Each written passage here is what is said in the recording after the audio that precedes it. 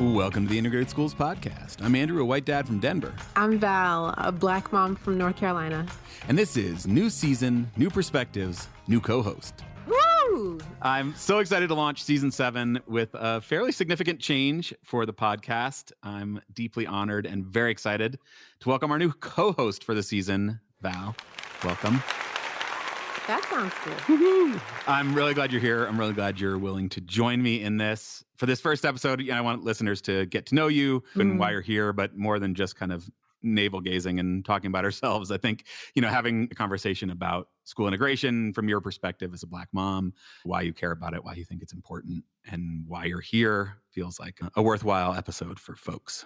I think so. I mean, you said it's a big change, and what we realize is that integrated schools as a community is not super integrated. That is true. You want to talk a little bit about how I came up? Yeah. For new folks, the kind of history of the podcast, 3 years ago now, Integrated Schools founder Courtney McKitton and I launched this podcast with, I think we had 3 episodes recorded and no idea if anybody would even listen or be interested. We were kind of blown away by the response, by the interest, by the fact that people were willing to listen and engage in these conversations. And then by the fact that guests were willing to come on, and, experts who were willing to share their work, and then also parents who were willing to bare their souls over the airwaves to really dig into these conversations that are not always easy to have. And then, tragically, December 30th, 2019, Courtney was struck by a car and killed. And, the organization sort of found itself a bit rudderless. A bunch of us knew that we had to keep it going, but also really had no idea how. Can I pause you right there and just applaud you all for not only trying to push through that, but then immediately into a pandemic doing it. Yes. And so I can't imagine like the weight of all of that and what you all were trying to carry in this past year and a half. So thank you for keeping going. I appreciate that. I do. Yeah, it was not easy for sure. I mean, I think nobody's had an easy year and a half. It was particularly a tough time. And yet it was also a time full of opportunities. Everybody was at home. Everybody found themselves reflecting on what was important in their lives. And there was this opportunity for a lot of people to really step up and help propel the organization forward. And so I particularly am really grateful for all the people who stepped up to keep the organization going through the pandemic. And then through the murder of George Floyd, the much needed and probably too short-lived recalibration of how we think about race in this country that came about last year. Yeah. And we saw a whole bunch of new people, come to integrated schools and engage in this work. And we're really grateful for that. Yeah. And for the past 2 seasons now, I have mostly hosted the podcast by myself. We've had some guest co-hosts along the way, Anna from LA and Allie from Seattle and Molly from New Haven, Sarah from Houston, Courtney from Oakland. And those episodes have been really great because I think it's great to have new perspective and, different voices, but then also it's really hard for me to convey my lack of certainty in a 3-minute monologue of something that I have written down. So having that has really felt like something that's been lacking. I know we've heard from listeners that they have missed that as well. So it felt like it was time to bring another voice in regularly. Also, I think it's important to have male voices in these conversations that are so often relegated to the realm of, a woman's job, a mother's job. I agree. But it's also really important to have it not just be a male voice. And so, for those reasons, it felt like it was time to have a co-host, and finding the right co-host was a bit of a challenge. But I think we did. Let's hope so. And I think it's you. Let's hope so. Fingers crossed. So. Can I tell my intersection to the story? Yeah. It was a couple of weeks before December 2019 that I reached out just via DM on Twitter to try to connect with you all through #ClearTheAir, an organization I lead with educators around the country to talk about the intersections of education and racial justice. And I was just really inspired by what y'all were trying to do.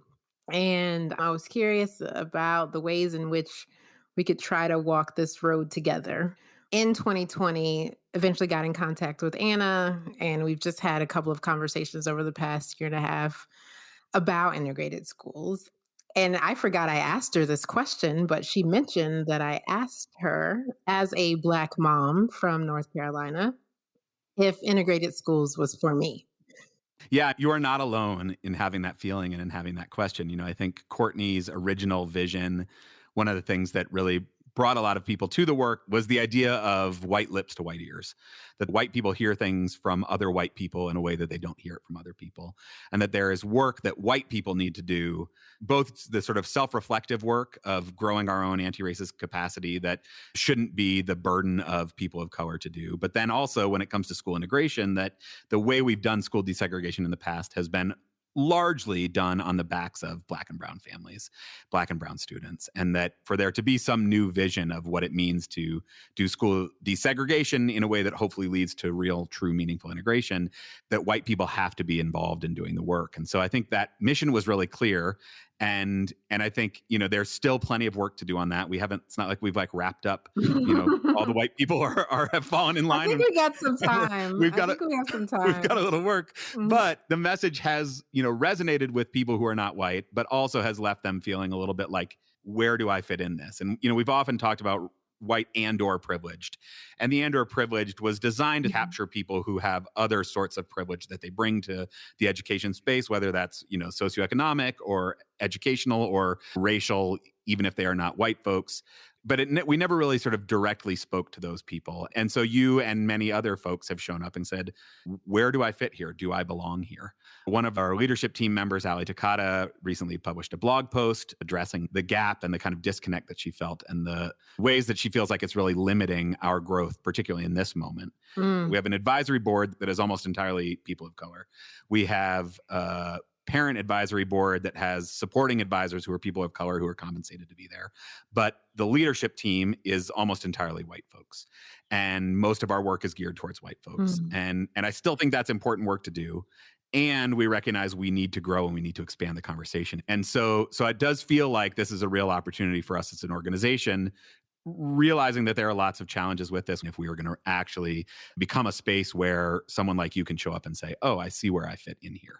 Right, because we can't really have integrated schools without Black and brown bodies, right? Yeah. And I think it's difficult to reach that aim if our spaces aren't also integrated. Yeah. In a way where Black and brown folks do feel comfortable. It's interesting, if I may start to ramble. You definitely may, but before you do, maybe when you say Black and brown, who are you referring to? When I say Black and brown, I'm referring to all people of color. And I know that's super complex because we don't necessarily fit in those super neat boxes, but I want to make sure everyone is welcome in that, right? I'm inviting everyone into that. Yeah. Super helpful. Thanks. As you were saying. It's interesting that a space that is designed to strive for integration feels complicated when we seek that. Right. And I think you spoke to it very eloquently about the original mission and purpose. And I agree. There are some things Black and brown folks can yell at the top of their lungs literally for 100 years. 400 years. Thank you. Yes. Right. That for whatever reason doesn't translate to a general white audience all the time. And so we absolutely need you all to also be a place where people can come and learn and grow. And I think there's always been the need for the conversations to be informed by the folks who are impacted the most, right? And Right. so in asking white folks to make this effort without fully thinking through how to communicate to the audience that is impacted by it, I think left a gap that Ali talked about that is really important to address. And I want to applaud you all for addressing it, because the folks that are asking you to do this are Black and brown folks who are like, hey, we actually do believe in this as well. And we believe that it should be done in a way that we are all equally valued in the space. So I'm here because I think it's possible. I certainly hope it's possible. I think none of us is so naive to think that it will be an easy transition. Absolutely not. We've recognized the importance of being informed by and having sort of accountability with BIPOC folks along the way. And I think that's where the advisory board came in, where our supporting advisors, that piece of it has felt really clear. But I think to grow into a place that is really a meaningful place for all who want to come is a challenge. And I think it's something that we know we can't do too fast and we can't do too slow, and that we're all committed to, but is going to be a work in progress. Lots of work. Our original aim with the podcast was really to lean into conversations in the hope that they might change the way that other folks were talking about good schools and bad schools, about, what it means to be a good parent, about all these things that kind of creep up in white parenting culture. And my hope is now we can lean into that with renewed focus in what it means to do that in a multiracial space. And, so the plan is to try to do those things through the conversations that we feature on the podcast. Yeah. But I think it's also important, Val, that you and I tried to do that in the best way that we can in the conversations that we're having. Yeah. So we hope to model during our time together some of these conversations. Yes. Some that will probably feel uncomfortable to both of us. I pledge vulnerability about things that I'm feeling and hearing and questions that I have. Yeah. I also will try to lean into my vulnerability, and I would like to promise that I won't screw it up. I know that I will screw it up in any number of ways. I can't promise not to screw up, but I can promise to do my best to set my fragility aside and hear you when I do screw up and you call me out on it. Okay. And I will try to do it as kindly as I can. I'm a kind person. I think also what's important for me to say out loud as a Black woman and mother is that I feel like just in my professional role, I have built the capacity to have these conversations with white people in whatever learning phase they are in, right? It doesn't make it easy all the time. I used to have like a good cry once a month, just to get out. Because you have to kind of maintain an armor in order to have these conversations, right? Right. And so me doing this with you, I don't want to communicate it's the expectation of anyone else, right? If you don't have the energy or the desire to do this as a Black or brown person of color, it's okay. Yeah. I mean, that's a really great point. I appreciate that. And yet you are up for it. Yeah. You are here. You've built that armor. You're willing to keep doing it. Why? I do wholeheartedly believe that together is the only way we win. As a Marvel fan, Doctor Strange is floating in the air and he's doing all the magic hand circle light things and he's counting all of the scenarios and looking at the future. And he was like, we have one shot at this. We have one shot at winning. And I believe our one shot at winning is together. Yeah. I don't see another way. And that means everyone has to prepare for some of the difficulties of what that means. It means preparing for it to be bumpy and for your feelings to get hurt. Yeah. And it means preparing for a joy that you didn't realize was possible because you did push through that. Yeah. And you're like, man, that's so dope. We did it. Like, we're here. We did it. Yeah. And it's authentic and it's real. And it's not like a fake play date so I could be your Black friend. It's not that. That's not our aim. And so I think we'll figure it out. Yeah. I started this journey personally when my youngest son was in kindergarten and he's in 8th grade. So I've been working as fast as I can. Not fast. But I don't know that I'll make it before he gets out, that I will change the world by then. But it is my hope that every single choice and step that I take will make it better for all of our kids. Yeah, that's beautiful. I appreciate you sharing that because I agree. Like, the only way through is together. Our only hope is to get comfortable with discomfort, to get vulnerable, to get real. And my hope is that we can do that here. I was in a conversation with Dr. Micah Pollock today, who does a lot of anti-racism work. And she quoted someone who said, we're not obligated to finish the work, but we're also not allowed to put down our load. Yes. Right. It's not a sprint. It's not a marathon. It's a relay race. A marathon relay race, to be exact. A marathon relay race. Yes. Yes. So we each do that 26 miles or whatever. Like, we each do that. Yep. And then we pass the time. Yeah. And it has been said more than once on this podcast, mostly by me, that this is generational work. Yeah. But my hope is that through a lot of our conversations, we can, dig into the kind of tension between the generational nature of it and the reality of the moment that, we have kids who aren't learning right now and they can't wait for several generations for us to get our acts together to fix this. Then I'm going to get you to spill all the white parent secrets. They're going to kick me out of the club, Val. I know. We're going to have a good time. Yeah. Why don't you tell us a little bit about your story You've got 2 kids. I do. You're Yep. in North Carolina. How did you come into this work? Why do you care? Yeah, I have 2 middle schoolers now. I came into this work in my role as an educator actually when we lived in Florida. And my son, when he was 5, and we were driving past his school, I was like, "That's gonna be your school." And he, from the back seat, he says, "Mommy, am I going to have a brown teacher?" And it was Mm, the first conversation that he had asked me about race at all. Like, that was the very first one. yeah, And so I am doing the math in my head because I was a teacher in the school district and I was very familiar with right. his elementary school, the middle school, and the high school. And I said, "No, no, you won't." And so from that moment, I decided to use my voice as a teacher leader. I was the district teacher of the year that year, and I decided to start.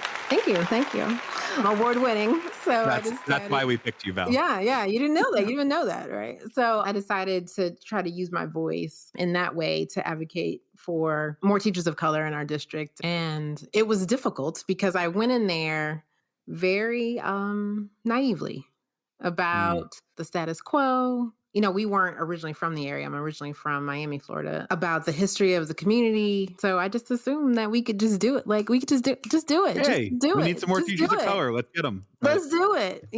And it didn't work out that way. And interestingly enough, my son at the time was going to, we had school grades.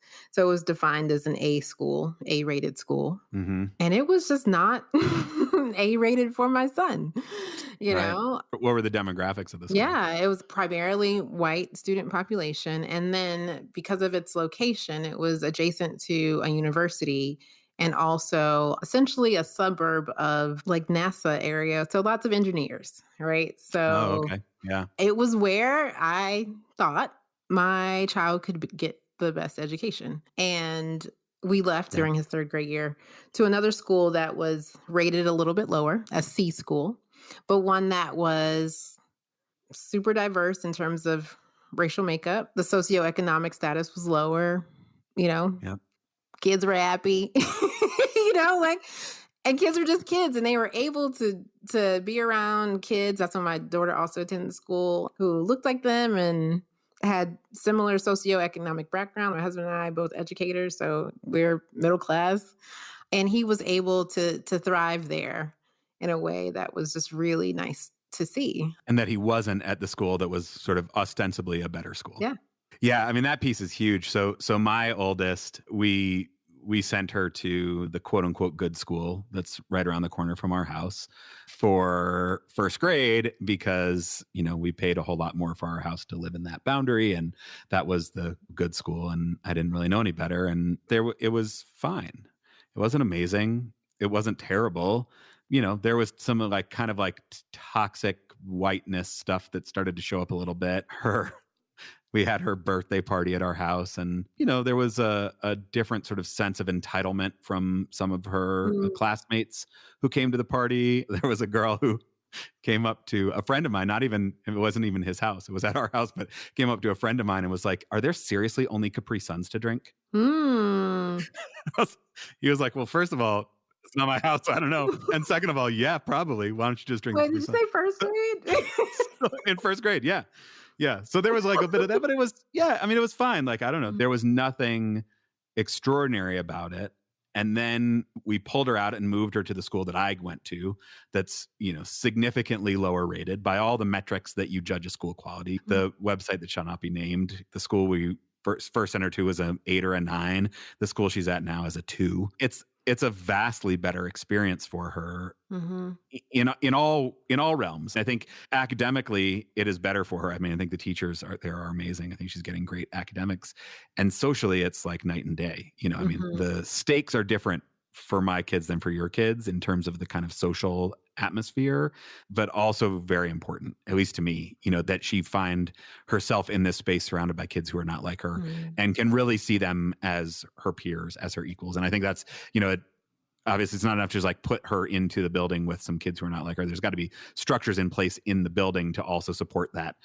Diversity without inclusion doesn't get us anywhere. But like the school is really focused on building a space where all the kids can show up as their true authentic selves. And that's important. Like she needs mm, that. I think that I feel so strongly that she needs that because that's so much of what I got when I was at that school, right? It feels like such an important and informative piece of who I am now, the role that schooling experience played in my life. I feel called to just say something about my own personal schooling experience. My high school in particular is one that I think about because I loved my high school experience. Loved it. Everything was perfect. Like when you think of high school and you think of like sports and friends and just coolness, Yep. I had it all, right? I would not take one day back from that. And, I got to college and I went home with some friends from college to their hometown and I saw their high school. I'm like, hey, that's your high school? What is that? That's like a real building, like multiple buildings. And my school was surrounded by barbed wire fence. This was a neighborhood school that I went to as a high schooler. Right. It was a Black school. I think we had one white student in our graduating class, Timothy.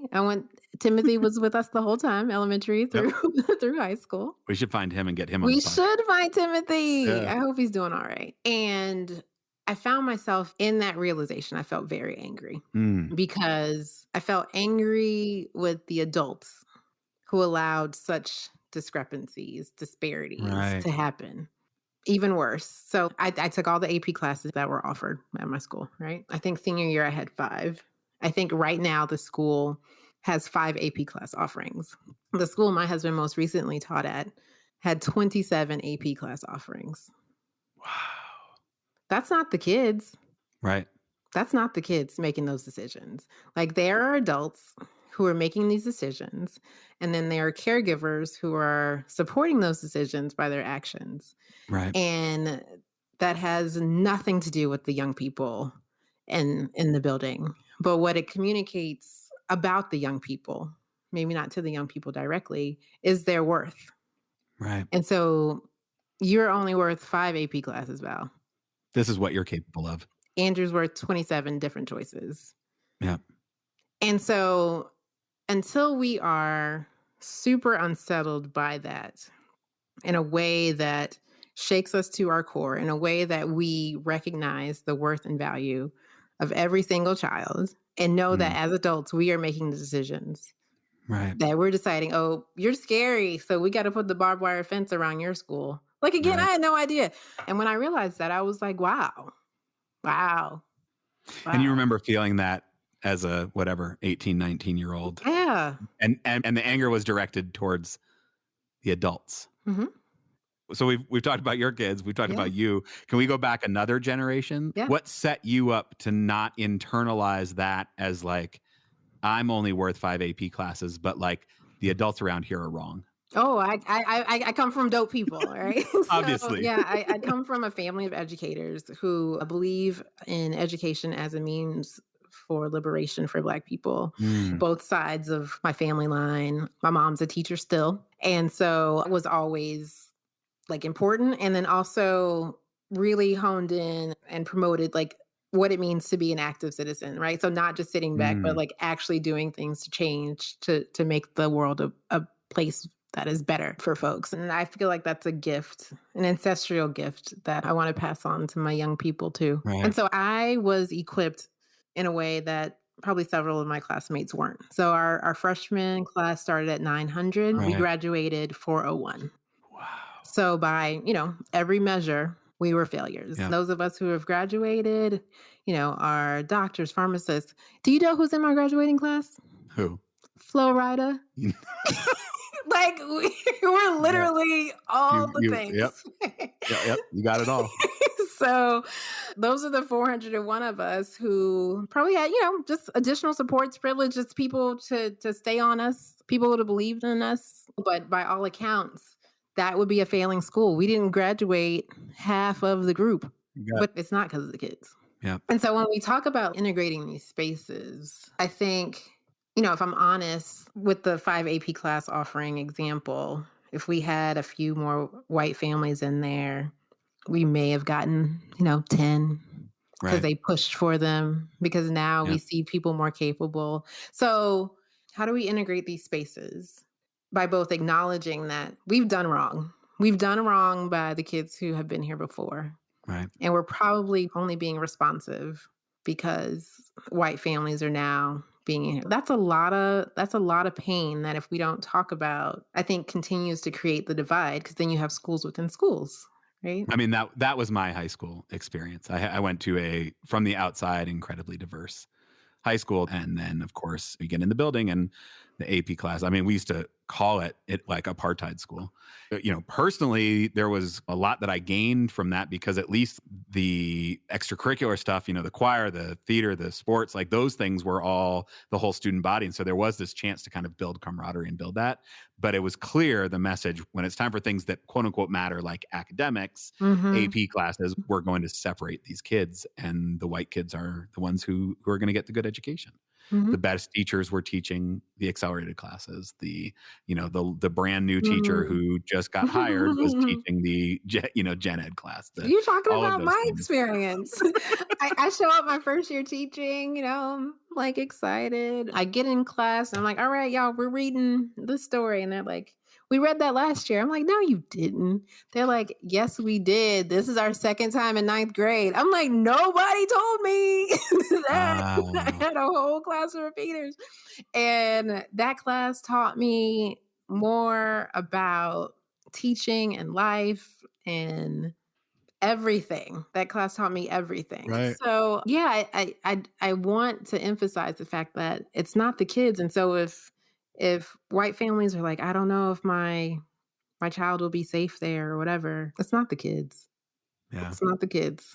I look at the way that all white spaces often play out, and I certainly don't feel like my kids would be any safer there. In fact, quite the opposite, Andrew, tell me your story. Tell me about your parents and what brought you into this work. I never would have imagined finding myself here, caring about this, being involved in this way, which is purely my own ignorance because my mom was on the school board in Denver Public Schools. Her first year on the school board was when court-ordered desegregation ended in Denver Public Schools. So her first year on the school board was reassigning all the kids to all the schools. My grandmother was a teacher. My grandfather served in World War II. He, wrote letters to the editor practically every other week. That, the idea of being called to be a citizen has always sort of been part of my family tradition and history. And so, yeah, I guess I probably didn't have a whole lot of choice, but I'd love to try to bring those voices of that past generation along with us as we go in this. Okay.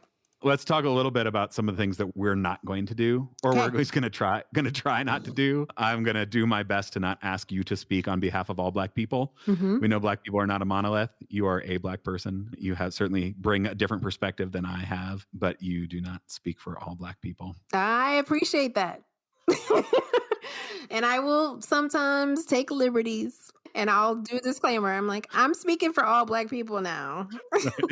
Hear ye. Yes. The next sentence I'm going to say. To be clear, all Black people agree. Right. I can confirm. Right. And I think, like you sort of hinted at earlier, but the goal is not to have you be my cool Black friend to give me the stamp of approval that I can tell other Black people in my life that I've got a Black friend. So I'm good. I'm in. You're not here for that. I'm here for honesty. What I won't do, and we talked a little bit about this, but I do not think it is necessary for me to put my pain on display for white consumption just because, right? If I'm sharing a piece of myself and it is painful, it's honestly because you've earned that story. And so, yeah, I don't want people of color to feel like that's a requirement to be in community with white folks. Yeah. I will do my best to earn those stories. Yeah. I'm not worried about it. I appreciate that. Well, I am. I am worried about it. But what are some of, if at the end of this season it feels like this was a success, what will that mean to you? What will that look like? So I think it'll feel like a success if people are letting us know they have a perspective they didn't have before. If people of color are like, all right, Val, you speaking the truth, that would feel like a success. That we model all the things that are possible in this coalition building, which is pain, which is joy, which is laughter. Yeah. I want to make you cry. Can I make you cry one day, maybe? That's actually not that hard. Yeah. I think if at the end of the season it feels like we have modeled some conversations that gives people a little more courage to go out and try it themselves, that we covered some ground, presented some perspective that maybe we haven't had on the podcast, and that I have been able to earn some of those stories, I will feel like this has been a success. When we shoot up the charts on We're gonna iTunes shoot up. We're gonna shoot up the charts because you got an award-winning co-host. I mean, she's teacher of the year. This is no joke. Co-host here. Yeah. So. Yeah, and I think Courtney's presence is always with me in all of this work. I know that she would not have wanted the organization to stay still, that she would not have wanted the organization to live in whatever her current vision of it was when she died. And this feels like really a chance to go boldly forward. She was very big on self-reflection, but not letting that get in the way of moving forward, not being so paralyzed by self-reflection that you never do anything. Yeah. And so this feels like a real opportunity to live into that. And, so. I heard you say from white lips to white ears and the initial mission. And my hope is that you recognize there was some pre-work and we're ready for like the next round of work, Yes. And now all these people you tricked into listening to the podcast are like, gonna get it. You're gonna get it, listeners. I'm so glad that you're willing to do this, that you're here and bringing your full self into this space with me. And listeners, we hope you're excited about it too. So hit us up, social media @Integrated Schools. Send us an email. Let us know what you think. hello@integratedschools.org. And if you want to support this work, join our Patreon, patreon.com/Integrated Schools. Yeah. I'm very excited to jump into this. I'm very grateful for you for all the work you do, but also for being willing to embark on this mission with me. And I am very much looking forward to being in this with you as I try to know better and do better. I'm looking forward to it too. Until next time.